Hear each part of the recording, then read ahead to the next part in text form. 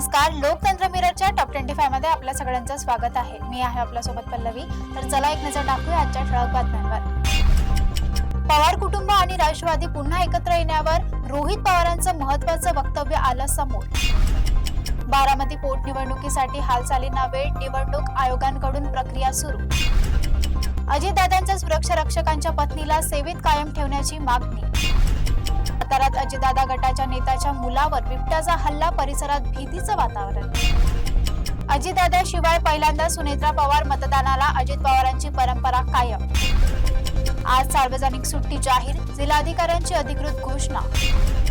भारताने world cup जिंकताच मुंबईकरांच्या घरी जल्लोष, परिसरात आनंदोत्सव। कर्ज वसुली एजंटावर आरबीआयचा कडक नियम, फसवणुकीला 25,000 भरपाई। सॅमसंग गॅलेक्सी S26 सिरीज 25 फेब्रुवारीला लॉन्च होण्याची शक्यता। पीव्हीआरच्या कमाईत विक्रमी वाढ, 4 कोटीहून अधिक प्रेक्षक।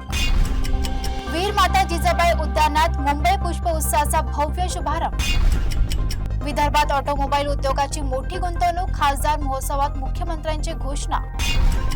अमेरिकेच्या मोस्ट वॉन्टेड गुंड्याच्या यादीत 89 भारतीय नागरिकांची नावे। क्रिकेटर रिंकू सिंग सायबर फ्रॉडचा शिकार, मोठं आर्थिक नुकसान। छत्रपती संभाजीनगरमध्ये भाजप उमेदवाराला धक्कामुक्की। युती, बंडखोरी आणि अपक्षांची खेळी, पुणे जिल्हा परिषद निवडणूक रंगात। सुनेत्रा काकींमध्ये अजित काकांना पाहतो, एनसीपी विलिनीकरणावर रोहित पवारांचं स्पष्ट मत। भारत अमेरिका व्यापार कराराचे पीएम मोदींकडून फायदे जाहीर। कमाल तापमानात चढउतार, मुंबई, ठाणे, कल्याण, डोंबिवली दुपारी उकाडा वाढणार।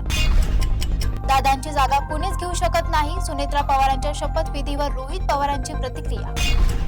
लाडक्या बहिणींसाठी दिलासादायक बातमी, ई-केवायसी दुरुस्तीसाठी पुन्हा संधी। रत्नागिरीच्या खेडमध्ये मतदान यंत्रणात बिघड, संतप्त नागरिकांचा निषेध। मुंबई पुणे एक्सप्रेसवे पुन्हा जाम, वाहनांच्या लांबच लांब रांगा। एकनाथ खडसेसह पत्नीविरोधात अजामीनपात्र वॉरंट जारी। 10वी-12वी विद्यार्थ्यांसाठी ठाणे वाहतूक विभागांचे 54 रायडर सज्ज, अनोखा उपक्रम। सध्या इतकंच, बघत राहा लोकतंत्र मिरर।